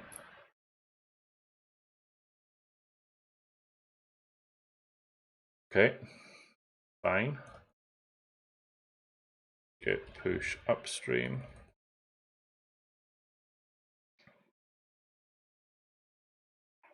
Git push origin. So while that's building, if we go back to issues and we have a look at ones that didn't have a milestone associated with them. So we had that one, we did that one, this one, this one. That was milestone 2. So it was this one. Okay, so I know I could have done this in a different way, but I just wanted to see them all. So that's that one.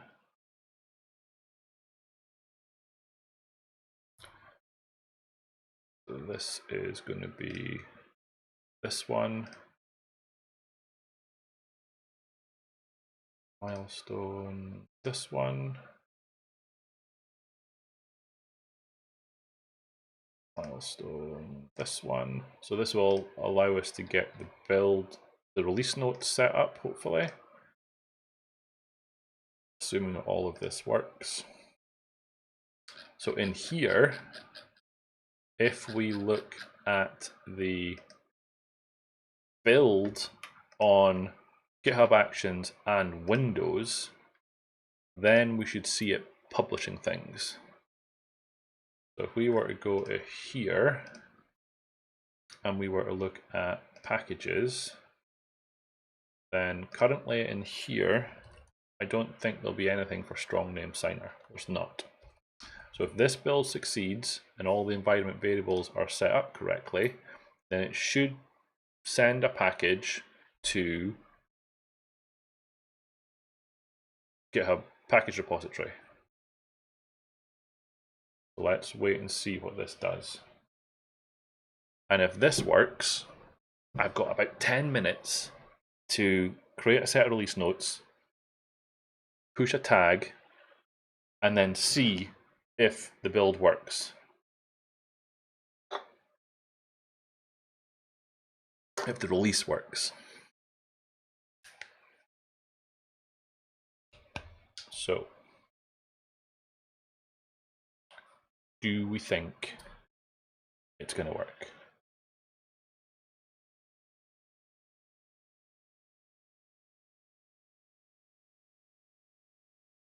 Why is that not Irn-Bru? Because I don't have any, so it's a Diet Coke instead. It's a good question though. Great question.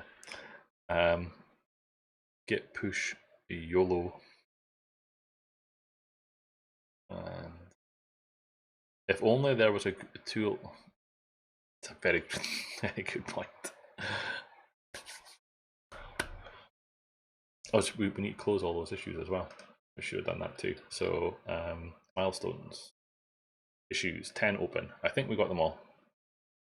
Add environment variables, ensure the PDB did that, sure that. So the one real user-facing one is that we've enabled deterministic builds.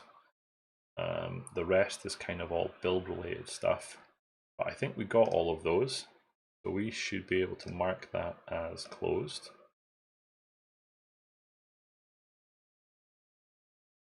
And if all of this works, we should be able to run Git Release Manager to generate the release notes.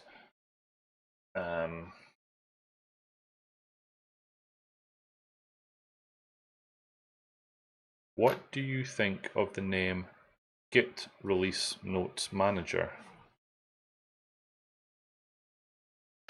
For what? Because technically, it does manage more than just the release notes, because you can close milestones, and so it's managing more than just the release notes. That's kind of the thought process behind the name.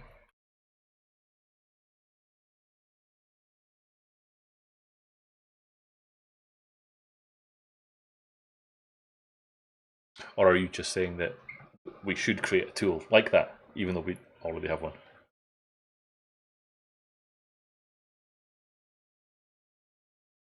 Yeah, I'm on.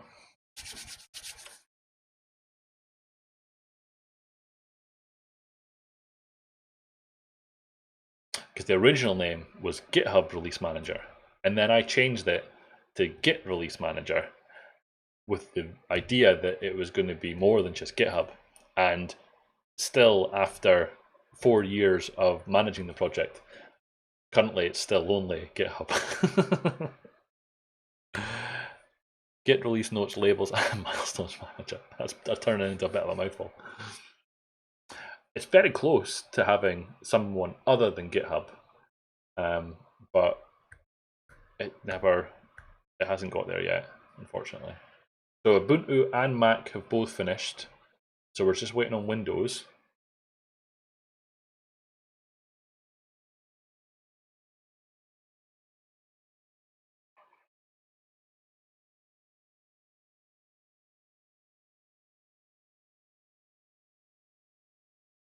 Come on, Windows.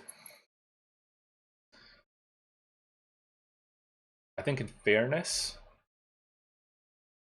the Windows build is doing slightly more, because some of the tools don't run on Ubuntu and Mac, because we haven't switched to using the .NET Tool version of Inspect Code and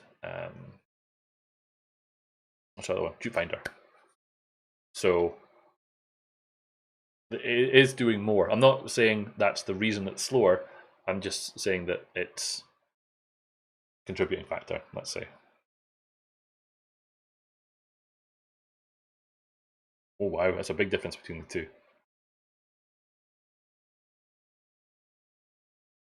So we have moved cake stuff.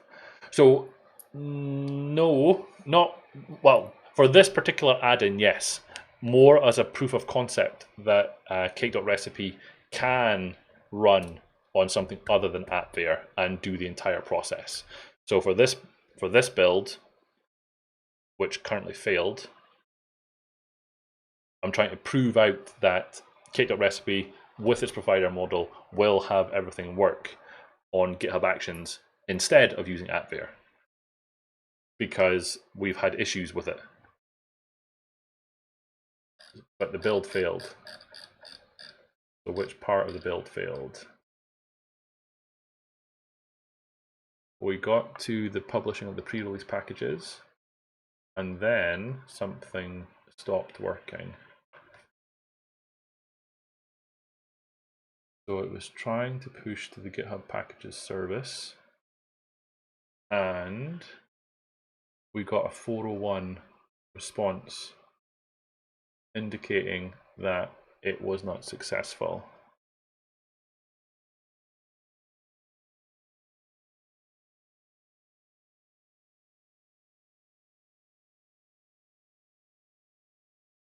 Also, the ASCII art was the wrong width.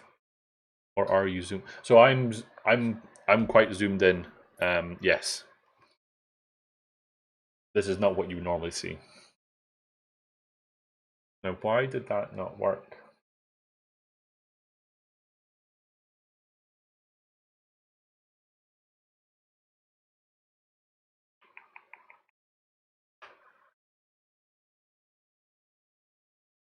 I'm just wondering the same. I've got no real way of knowing the answer to that, unfortunately, because the token that I'm using is crypted. I can't see it, so I don't know which one's being used. But which one has recently published to there?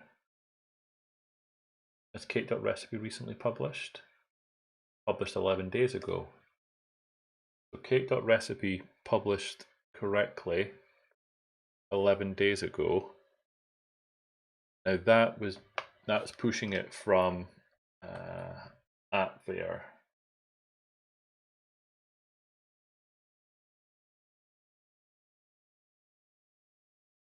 So I so want GitHub package repository to work though. That's the thing. I kind of want all of my things in one place, but it is flaky, unfortunately. So under here, I know you can't see what I'm looking at, but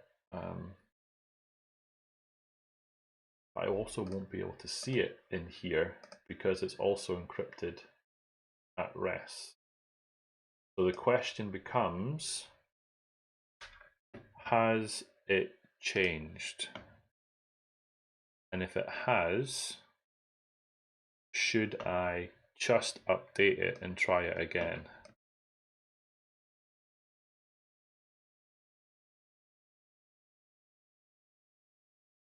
So let me just try and find something off screen so that I don't give any secrets away.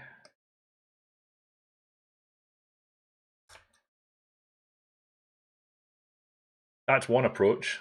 I'm not going to do that though.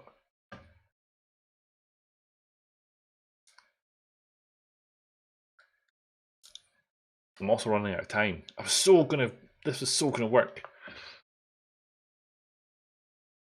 Unable to resolve. What are you doing?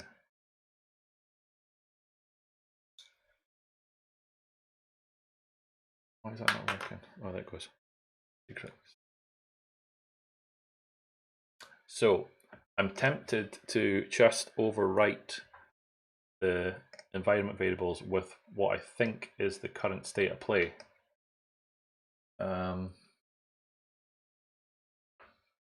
So I'm going to update them all.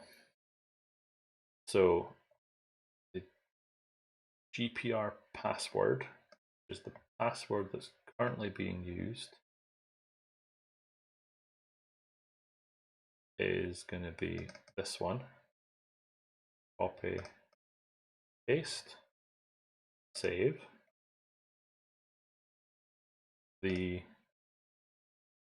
GPR source is this. Copy,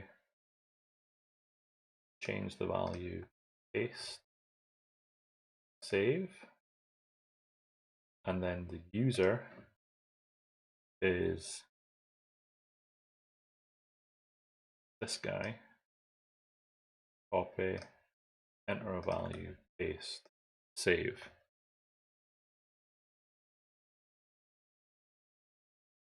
I think you are now 1 year free. Oh, could be Maurice. Because it was my New Year's resolution, wasn't it? Yeah, so I must be. I've made it a whole year without disclosing any secrets on the stream. I'll be honest, I think that's amazing. Oh, there's a cheer. Thank you very much. I'd be lying if I said I hadn't done that moment of insanity. So I haven't. This build can't be manually triggered, can it? So then I would have to do another commit for the sake of doing it. The README won't change the README, but the README isn't going to kick off a build. Stretch the 2 years. What can we change to make it so that? Oh, thank you very much, Augusto. Appreciate it. So am I putting all these ones in right? So GPR password, GPR source, and GPR user. Those are the three that I just changed. Source and user. Oh, Nils as well. Thank you very much. There's a hype train income. What's a hype train? You'll have a limited time to earn exclusive emotes. I don't know what happened there, but there's a hype train currently inactive. Sub, gift, or use bits to get to the next level. I don't know what that does. I don't know what that is, but something just happened. Oh, Maurice as well. What? I don't understand what's happening. Oh, the hype train's now at 25%. I don't understand what's happening here, people. But if anyone's got any idea as to what that is, then feel free to let me know. Not sure if that refreshed the environment variables. Let us see if we can reach. What was that referring to, Kim? Not sure if that refreshed the environment variables. We have 4 minutes to do more bit cheers and stuff so that we get extra stuff in the stream. I think. Oh, interesting. Yeah, I genuinely don't know. I really should read up on this stuff to know what that's all about. So I'm assuming that you can see the hype train in the chat on stream on Twitch then, because I can see it in my chat window. But I wasn't sure if you guys could see it as well. It was referring to my previous message that you can rebuild a commit. I see. Oh, there's at least one thing that we can fix. Documentation should not end with a period. There was at least one thing here that was a warning. So I can fix that. And let's push up another one. And then let's say doc fixing. I'm going to save the style cop error. Style cop error. Let's do that, and let's push that up. And I'm going to wait for this to build and see if it succeeds. And if it does, then I'm going to have to call it a night. But I'm curious to see if this will fix the build and fix the publishing of the GitHub package repository. So back in Actions,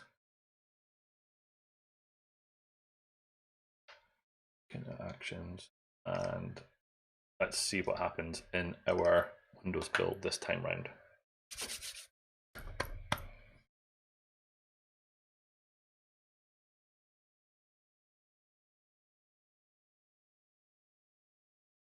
But Nils, when you tested on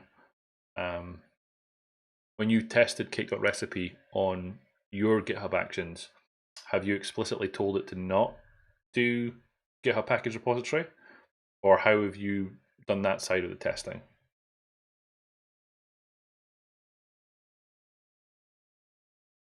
Insert drum roll here. There we go. Thank you. I'm going to say that was Maurice that did that. Thank you.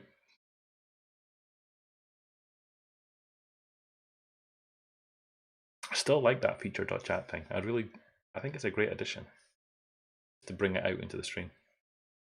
I really do like it.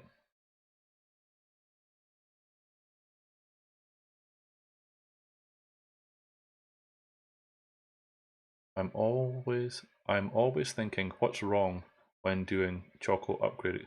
Oh, the C data output? Is that what you're referring to?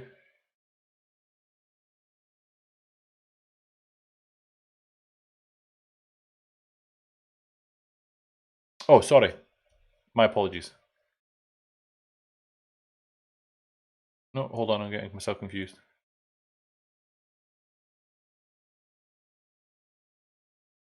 Oh, it was I see what we're referring to now, sorry.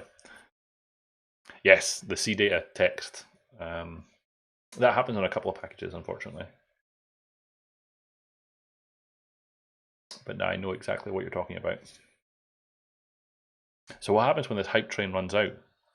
Because it's got 15 seconds left and it's at 25%. Do we get a message saying that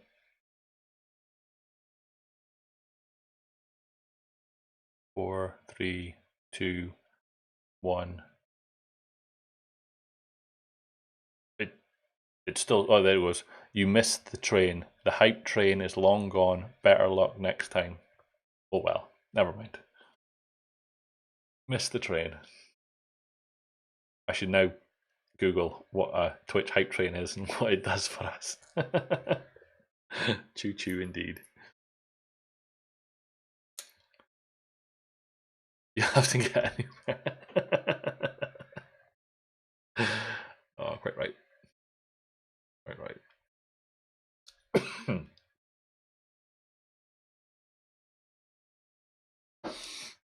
How long did the build take last time on Windows?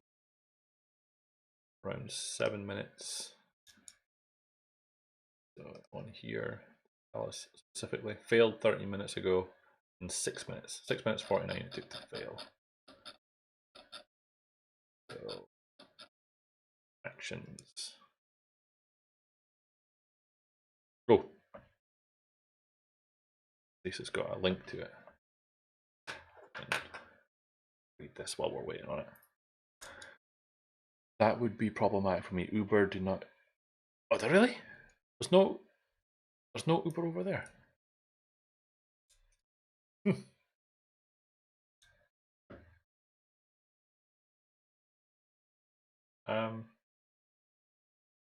That link doesn't take me to the right place, I don't think.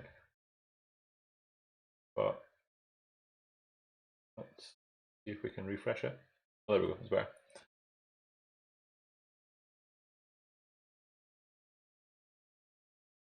Hype Train is a supersized celebration when community members unite to support a streamer they love.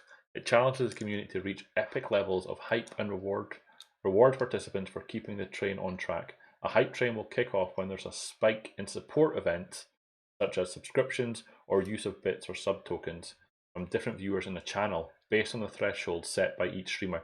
I'm not aware of setting any thresholds, so that must be the defaults that are kicking in there. This activates a countdown during which participants earn emote rewards for supporting the channel. There you go. There you go. Didn't know that. Maybe in Oslo or somewhere similar, but nowhere else at least. Yeah, I mean that's fair. I mean where I am, there's no Ubers in my town, so that's uber bad. Because you either walk the distance or you need to fly. Yeah, actually, it doesn't exist in my country either, but I used Uber before in the UK. So I mean, the only time I've used Uber is when I'm traveling. I mean, there's no Ubers where I am, but there would be. You get Ubers down in London, etc. The bigger cities. Dun, dun, dun. So yeah, like I say, I'm going to wait and see if this succeeds, and if it does, I'm going to call it a night, and I may well attempt to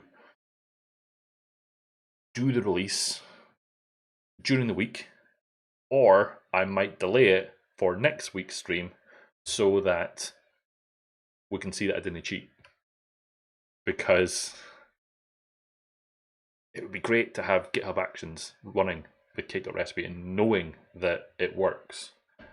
And then part of me still thinks that maybe it would be good to have other add-ins using some of the other build providers as the preferred one. So for example, have an add-in running on AppVeyor, which we already have, one running on Azure Pipelines, one running on, I'm just going through the list, GitHub Actions, which is attempting to do this one, and one running on Team City. If we could have kind of an example add-in running with the preferred build provider for each of those, then that would be a good pointer to say that it can work on each of these ones, but we haven't got that yet. But GitHub Actions would be a good one to start with.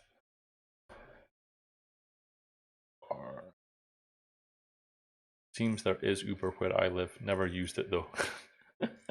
I have the app on my phone, but that was mainly for when I was in the States. But I haven't been to the States well, I was in the States for the start of 2020, but I've got no immediate plans to do any sort of traveling. Not in the current climate anyway. So, warnings. Come on.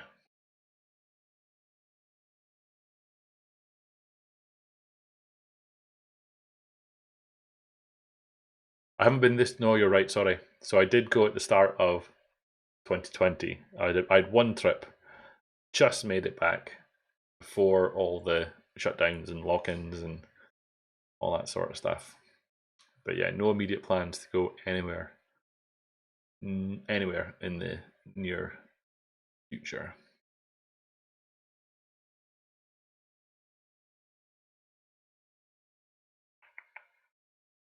I feel we're getting close.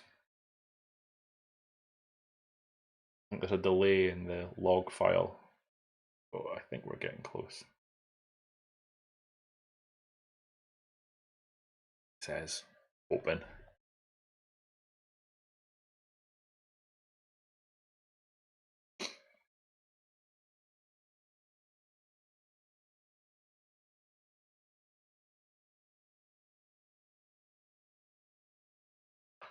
But as a quick recap of what we've been up to today, more for my own notes than for anybody else. We set about starting to update the Cake strong name signer add-in to use GitHub Actions as the preferred CI provider. So updating it to the latest Cake.Recipe, adding in all the different parts of the build to do things like deterministic builds, etc. The idea being that we would have a template as such for other add-ins getting updated, making sure that we tick all the boxes in terms of what the best practices are, what the guidelines are, etc. So this will be an example project, an example add-in that uses GitHub Actions with Cake.Recipe, and that all the publishing of the artifacts comes from GitHub Actions rather than from AppVeyor. So I would have loved to have got to the point where we did the actual release tonight, but we haven't. So if I can get to the point where it's publishing the packages, that would be the first step. And then either during the week or in next week's stream, the idea would be to finish this off, which is to finish off the publishing step and get that to happen on GitHub Actions as well. So at this point, we're still on the develop branch, and it's now going to attempt to republish to GitHub package repository where it failed last time. So let's see where we get to. Publishing to Azure, and now it's publishing to, I think that worked. I don't think it failed. So if we go over here and we refresh this page and we search for strong, it's maybe not there yet.